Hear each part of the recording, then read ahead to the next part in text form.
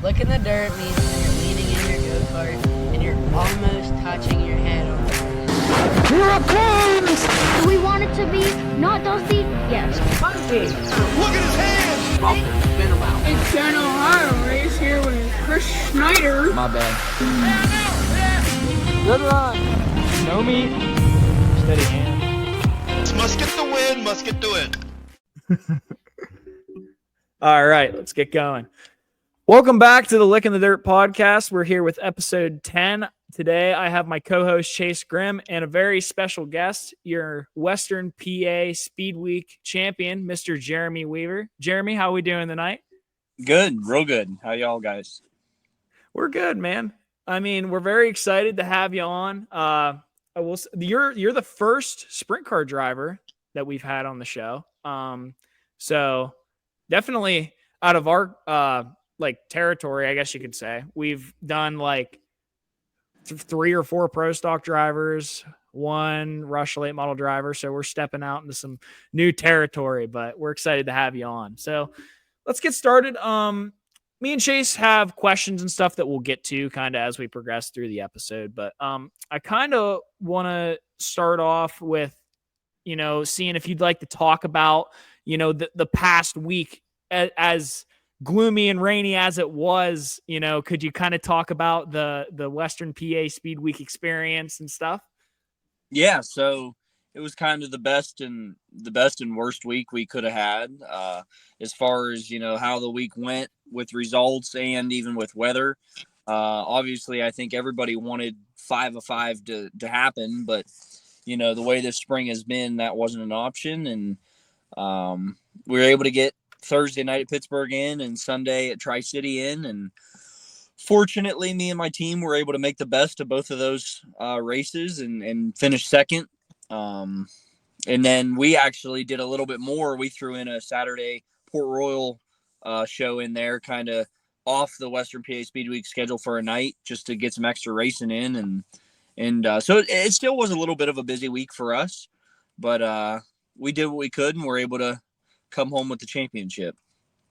Yeah, kind of touching on that a little bit more. I mean, how rewarding is it, being the Western PA Speed Week champion? No, it's great. Honestly, and maybe it's because I had never done it before. It was not something I would have probably suspected that we would have been able to do. So it was a kind of a surprise that we were on that level to kind of be ahead of everybody in Western PA and kind of show a little bit of dominance and get the job done. Just one thing clouding my mind right now about the whole thing is, man, I feel like I could have won both of those races. Obviously Sunday at Tri-City was complete heartbreak. But you know what? A lot of veterans of the sport that you talk to, everybody's got a story like that, losing one on the last lap or winning one on the last lap. So, hopefully it can turn for us. Yeah, I bet there was definitely some mixed emotions Sunday night, being crowned the champion, but also, your heart gets broke on the last lap, last corner, certainly probably something that's hard to deal with. Yeah, for sure. Yeah, I mean, but congratulations. It's definitely a feat, regardless of how it all played out. But we'll kind of progress a little bit forward now. Go on. I just wanted to touch on. So that was your Saturday. Was that your first time at Port Royal? Yeah, that was last minute. Like literally woke up 11 a.m. that morning. Didn't have any cars in the trailer. All the cars were up on stands, tore apart. And I'm like, man, Sharon canceled Port's racing. I made like 2 quick phone calls, and Chris McCool was the one that was like, let's go or not go. And I asked him, and he's like, I guess I'll go if you go. And I'm like, shoot. So we went, and I'm glad we did, even though if you look at the results, I shouldn't be. I'm glad we went. It was a good learning experience for me. Was it? I mean, obviously it's not like anything around here, but was there any, can you compare it to any track around here? Man, tough because it's its own deal. I mean, it has speed like Pittsburgh does, but it's definitely a different speed. Like, all your speed is on the straightaways, and then you kind of slow down and do some racing in the corners. It can get wide and slick like almost Sharon does. So, you'd have to mix a couple together there. But I mean, it's a racetrack. It's dirt. You go in a circle, so they're all have that about them. But it was just crazy competition in the racetrack itself. Just something I'm not used to. Yeah. That place is pretty wicked. I want to get over there just to watch at least once. It looks like a pretty awesome place to race. But now we'll kind of get to where I kind of wanted to start the show. Before, we've always kind of just started asking questions right off the bat, but I want to kind of start giving people the chance just to talk about, their start in racing. So, if you could kind of just touch base and kind of discuss, how did you get started in racing, and how have you progressed throughout your career and stuff like that? Yeah, so it started for me like age 5 or 6, going to the track. My uncle had just started racing pro stocks, and the family would bunch up in a van and go watch him, and we kind of did that for a year. And then I was about 7 years old and was absolutely hounding my parents to get me a go-kart. Where I learned about go-kart racing, I don't know. Because I truly don't think I had ever been to a go-kart race. Maybe just hearing guys talk about it at the track. So I just hounded my parents, and I remember that Christmas, that off season, there was a go-kart in the garage, and we went and raced it and did that for 6-7 years. And then I was 13 and we made the jump to the Rush Modified. That was sort of the economical step that we could afford. So we did that, and I ran that division for another 5-6 years. And whenever it was 2019, I started driving the Rush wingless sprint car for Ted.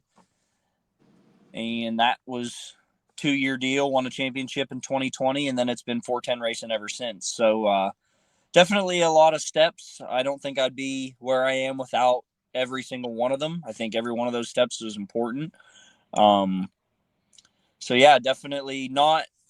If you would have asked me even 10 years ago, or maybe even 5 or 6 years ago, if I'd be racing 410 sprint car like I am right now, I'd tell you no. So it's pretty cool to be where I'm at. I was gonna say, was a 410 sprint car like always the goal as a little kid in a go-kart, or what was the dream what was the plan as a kid in a go-kart? So and it's really cool for me to talk about this now, but I can remember me and my dad, whether it be driving to a kart race or just, if he was driving truck for work and I was riding with him. But I remember many like summer nights, him and I would be in a vehicle and we'd be talking about racing and talking about this, or talking about, he'd be telling me what I did wrong in the last race or what I should try and get better at. And one of the things him and I would always talk about was the future and how financially it wasn't there for me. Like I wasn't blessed into, into money that could get me racing a sprint car. So I remember being young talking about sprint cars, but I know when I was racing the Rush mods, I really wasn't thinking about sprint cars. It wasn't kind of the goal for me, man. I thought maybe 358s are the next step for me, or try to get in a big block. And I was kind of at a confusion, didn't really know what was going on point there for a bit. And it was when Ted Hall gave me the call to come drive his Rush Sprint. Like I said, one race in that car, we sold the modified. So that's exactly when I knew for certain I would quit racing before I would do anything other than sprint cars. I see. Touching on that, what advice would you give to a kid in a go-kart right now that wants to drive a sprint car? Man, it can be done. It literally can be done. I had so many people tell me growing up, and even as a young young kid racing modifieds and rush sprints that, oh, you can't do it. You'll never make it. Those motor rebuilds are too much money. You'll never, can't afford it. Blah, blah, blah. It's too expensive. So expensive. Even supporters of mine now and people that support me now and are with me now, I've had conversations with 6, 7, 8 years ago. They're like, man, you'll never be able to do that. Like you can't, rebuilds, or do you know how much that stuff is? And here I am, I got 3 ready to race cars in the garage, and I'm so blessed with Bob, being such a big part as he is, and my sponsors and everybody that supports me. So to any young kid that, is just in a go-kart, can just barely afford to go-kart racing, and that's it. And they don't know how they'll get any further. If you just keep your nose down and race and do the best you can and be, a good person, there's a plan for everything, and everything happens for a reason. So if it's meant to be, it's meant to be. Yeah, very well said. You touched on there that you've raced go-karts, rush modifieds, the wingless rush cars, and now you're in the 410. So you've bounced around. You've definitely had some experience in all different types of divisions in racing. So with that being said, would you say, like, now that you're in a 410, like what is the most underrated driver skill that a driver needs to be successful in like a 410 sprint car? Man, that's a great question. One that I don't know if I've ever been asked. You almost got to just say playing balls, like just doing things that you've never done before, because those cars are so unique. I've been used to cars going through the corner and rolling up on the right side and having that feel, and then you get the 410, it's all about laying left and keeping your car happy that way. And just the speed and being able to get up on the wheel and do things. For me, it was just having the guts to go do it. And if you can get around the track wide open, you gotta tell yourself, don't lift that right foot. So there, for the first few years of running the 410, that was like, man, I really gotta, do some things I'm uncomfortable with, or this ain't gonna work. But now it's kind of, now I probably do some things that are a little too stupid, but it's part of it. Yeah. Now you mentioned Bob, and I kind of just wanted to go a little more in depth and more about your partnership, because that's basically what it is with Bob. How exactly does it work? Kind of break it down, like who has what, whose is what. You know what I mean? Yeah, sure. So Bob and I got hooked up a couple years ago, and it was like when my own stuff was not really going well. I had engine issues. I couldn't race. Bob let me drive his car one night. And I mean, the first time I drove Bob's car, I bet I had 6 or 7 410 starts. Like, I was so new. And I went to Tri-City with Bob, and we did really well. I remember like running top 5, battling with some of the guys that I was, really impressed with. And then I spun out, got a little too excited, and got the car mangled up, and that was it. I felt bad. Bob had a torn up car, and we kind of left it at that. All good. Nobody had any issues or anything, but we just didn't race anymore that year, and I kind of sat out. And then the following year, I had my own stuff back together, and I ran it for 12 races, I remember. And things were starting to go a little bit better. I was starting to get more comfortable in the car, and then I blew an engine again. So Bob gave me the call and said, "Hey, this is a available seat. If you want to race it." So I did. And our first night back together, I run second at Tri-City, and that was like sort of a really big deal for both of me and Bob at the time. Like, Bob's stuff, not that it's ever not been competitive, but Bob had been racing himself for a while there, and to have a second place finish like that was a big deal for him, and it was a big deal for me. It's something I had only done once or twice prior to that. So it's been consistent ever since. And until this year, it's been me driving Bob's cars, the 5 is his number. That's his family number, and it's all his stuff. And I would just show up to the racetrack with a bag. And last year we did a lot of racing, and Bob and I both were kind of getting burned out of what we were doing. So really weren't sure how we could fix it. And I had this idea in my head, like, man, I'm driving over to Bob's house and working on these cars. That is a strain on me. And then the strain was on Bob too, because the cars were in his garage and he was having all this pressure to get them done, certain things. So I thought in my head, man, if I could just take these cars from Bob, bring them to my house, that would save me the travel time every week. And I would be able to take that strain off of him. And I'm like, I'll bring it up at the end of the year, and see what he thinks.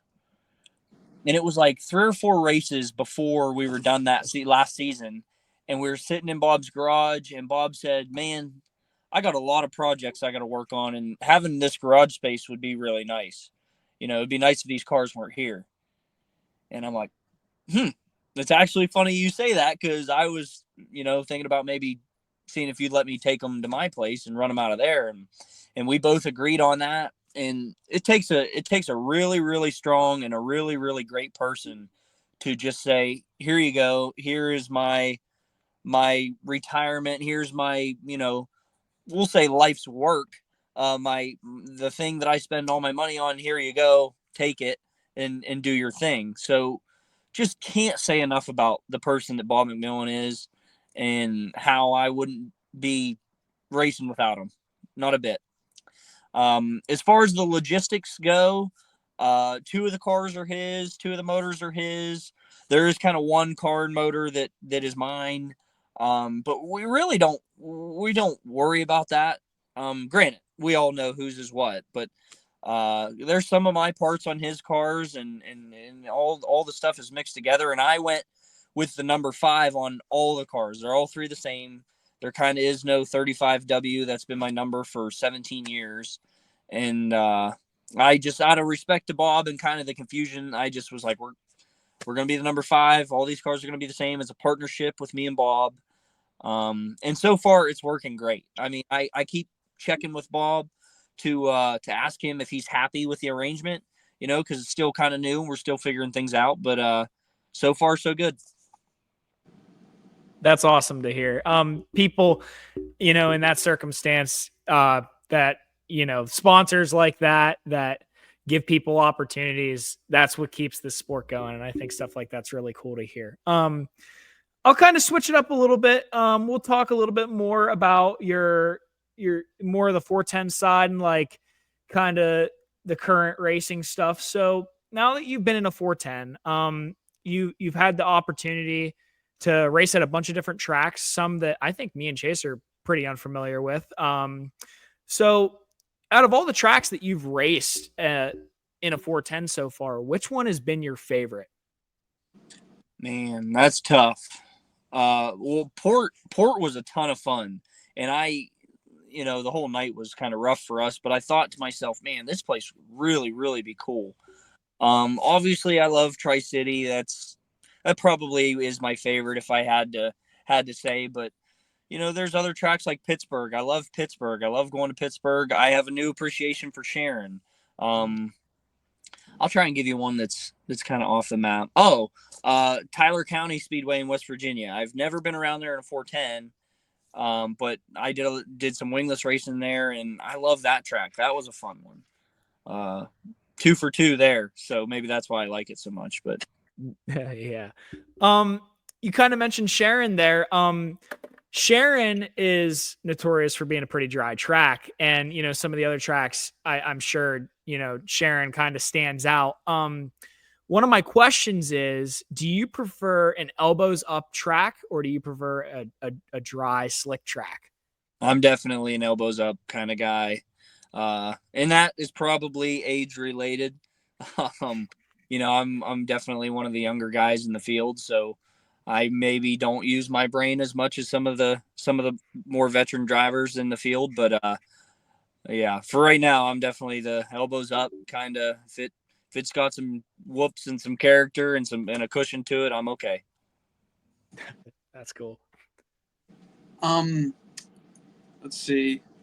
Who do you think has been your biggest inspiration so far in your racing career? Man, that was a very good question. Um, well, I definitely got to go with Tim Schafer. And I know I've said that in the past, so I'm going to stay true to that. Schaefer has been a great mentor to me the past couple years, and he kind of has that same story. You know, it was him and his mom traveling out through racing Ohio, and you know, she made some financial decisions that were, you know, a lot of people would say, wow, that's crazy, just to keep him going, keep him on the road and any equipment. So like, he didn't have money. They just kept, you know, risking it and throwing it out there, and it worked out. And he's like the 1% of, you know, sprint car racers that didn't come from, you know, solid income or whatever. And he's a Hall of Famer, and he's done some pretty cool stuff. So really. So, like I kind of just asked, I had talked a little bit about the different tracks you've been to and stuff. To kind of follow up on that, when you go to a bunch of different tracks, you know, not all tracks drive the same, you know. So, how do you adapt your driving style to racing at different tracks? Man, that's a tough one too, because it's just one of those things that once you've been doing it for a certain amount of time, I feel like it's just kind of in you. You know what I mean? I don't. No part of me goes to Sharon Speedway and thinks, okay, you know, this is going to be a wide open kind of night. Like, you go into the night knowing that it's going to be a throttle control race, you know, racetrack, and you got to use your head. It's just it's the same pattern every time. You get to the racetrack, you walk up, you look at the track, and start to analyze and determine what you think it's going to do. And you know, if you have a good baseline set up with your car and baseline set up with what you do for the night, it's just kind of, we attack it each race the same way. I see. Have you ever done iRacing? Yeah. So I have a setup at home. Man, I can't tell you the last time that I used it. It's been several years, but because my internet connection at home sucks. So it's been a while, but yeah, I've done it, and it's been a super fun thing to do throughout the winters. See, well, we've kind of talked to a couple drivers about this. We want to put together a Lickin' the Dirt sponsored iRacing event here this winter. Was that something you'd be interested in? Oh yeah, I would do it.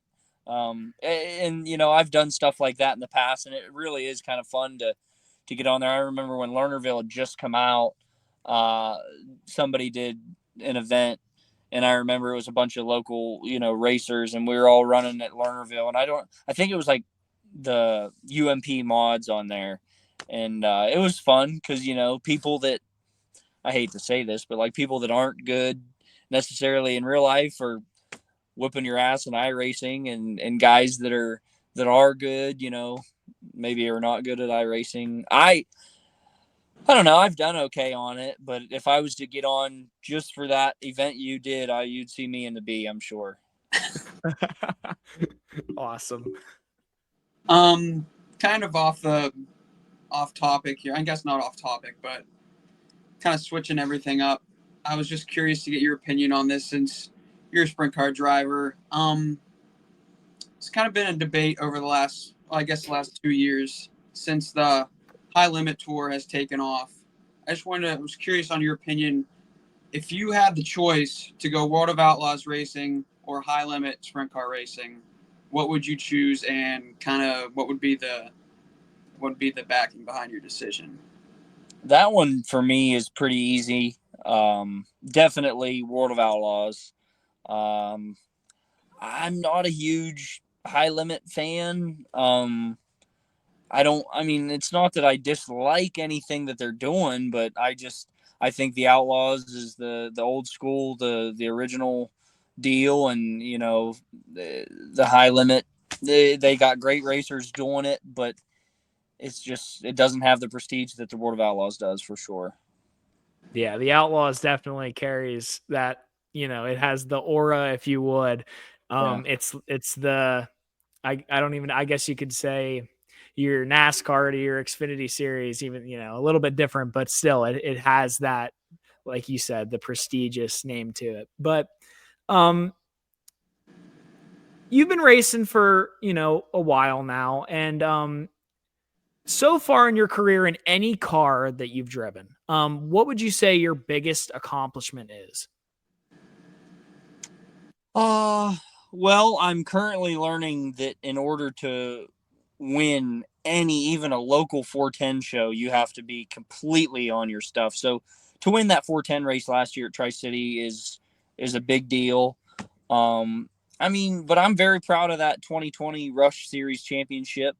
I've always been a championship kind of guy. I think, that's the stuff that people remember in 50 years, that he was the champion then, rather than, on June 16th, 2024, Jeremy Weaver won the Tri-City feature at Tri-City.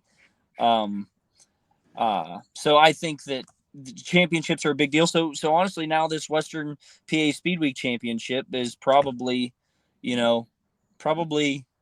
setting the bar for me right now. Do you think that? So you said, I'm just the way you said it. Do you think that if you would have ran just consistently, like, I don't know, 6th place at Tri-City on Sunday and still won the championship, do you think that you would be more happy championship than you seem to be? No, no. Obviously, you want to win and win the championship. Right. Now, if you told me in a weird scenario that, hey, you're going to win a championship, but you're never going to win a race, or you can win some races but you're not going to win the championship, man, I don't know. Give me 2 years. I'd like to do one of each. But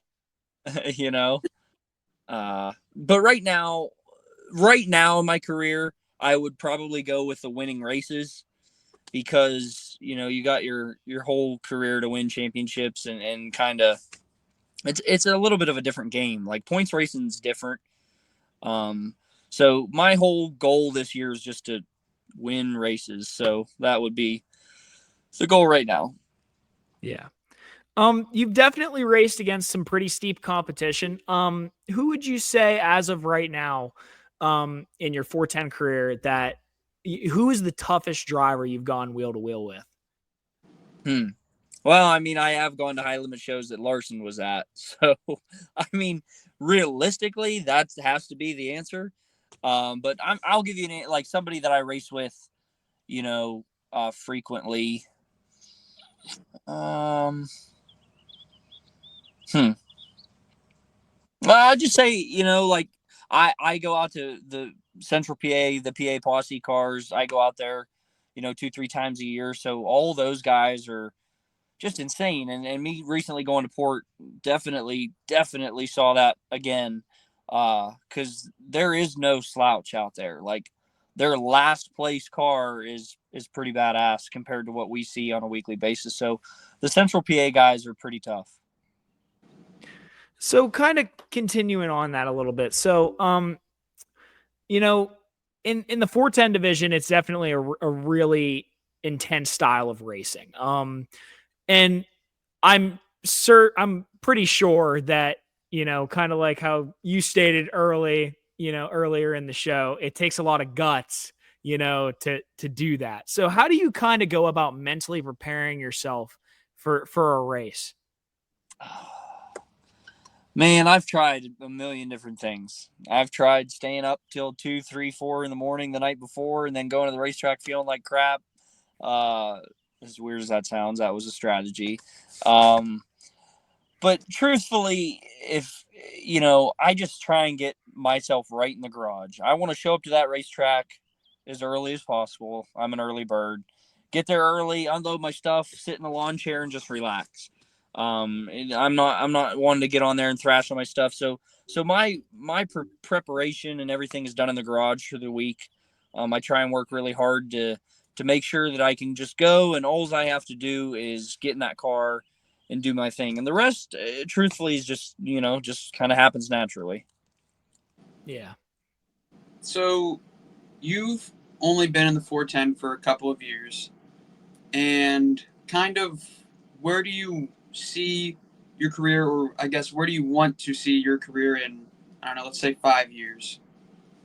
Well, that's a good question because truthfully, if you would ask me 5 years ago where I'd be, I wouldn't be anywhere close to being right. So I don't want to undersell myself, but I mean, realistically, I'd like to be winning, obviously local races, anytime, any chance that we can, but, maybe starting to go to some of these bigger races like your all-star shows or your, just big money Ohio races or out central PA and going and competing for wins at those type of races, to just really win some bigger stuff and put myself on a bigger stage, go to the outlaw shows and put it on the podium and just to have some really really highlighted nights like that would probably be my goal. Is there any like kind of touching on that? Is there any certain track that comes to mind that you haven't been to that would be like a dream to go out there and like run on the podium with the Did you outlaw? did you say certain race or certain track? Certain track, or I guess certain both. Definitely Knoxville for the Nationals. I mean, that's by far the biggest event in sprint car racing, the biggest one that I would want to go to. And that is something, maybe in the next 5 years, I'll go to Knoxville for the Nationals. That's something we've even talked about in the last year, maybe trying to do, but just not there yet. But someday we do want to make that trip. Yeah. So kind of in the same realm with Chase's question, if there were any opportunities that opened up in your career kind of down the line to maybe try some different cars, maybe super late model, something like that, would you explore that possibility? For sure. I don't think I want to race anything different, but I mean long-term race. Like if somebody said, "Hey, come race my super at at a track for a night," absolutely, I'd do it in a heartbeat. I think that'd be cool. I've never even hot lapped a car where you sit on the left side like a pro stock or a late model. I've always been a center of the race car driver, with the modifieds and now the sprint cars. So I joke that after I'm done, there's not going to be a right side on it. Just depth perception thing. But no, I'd absolutely do that. And, I think later in my career, it's something I will put out there to try and do. I definitely want to do that before I'm done. Yeah, that's pretty cool. So kind of, getting to the end here. We kind of like to give the people we interview a chance to thank just anybody that's kind of helped them along their journey, sponsors, stuff like that. So we'll go ahead and give that opportunity to you. Yeah, no, for sure. In my situation, I have a million supporters, and I'm so blessed. Really, really, I think I have some of the best backing in local sprint car racing or racing in general. And it, gotta give all the glory to God for that. I don't think any of this would be possible for me without him. My parents, they've been with me through day one. I can't thank them enough. Bob, he there's not a thing is local car owners anymore. There's just no market for it, no money for it, and for him to do what he does for me is just absolutely incredible. And I truly hope he knows how much I appreciate him. And my sponsors, I'm so lucky to do so good with sponsors. Starting with Scott and Ann Thompson at Bala Management, they're brand new this year. And man, what a fun start to our relationship we've had, to come out here and have the start we have. And they've put a lot of faith into me. So to back it up a little bit and have some good results, I'm super, super glad to do that for them. H&H Materials and Slippery Rock Materials. Dave Hubler's been with me through this whole 410 journey and even a couple years before that. So I just can't thank him enough for everything he does for me. Josh and Kirsten, Tri-City Raceway Park. Todd Heckman Lawn Care, Polypro Installation, CR Tire. Rob and Carrie, love you guys so much. I forgot you both times in the Victory Lane interviews this week. So CR Tire for sure. Apple Castle, Lakeview Fertilizer, Big Dog RC, Skip Moore's Auto Body, J&J Auto Racing, Bonnie and Jack at J&J. Can't thank them enough for all they do. Factory Cane, Matt Hummel builds great shocks. Gressman Racing Engines, Kistler Racing Engines, Man, I hope I'm not forgetting any because I definitely have forgot some this week and it has been tough.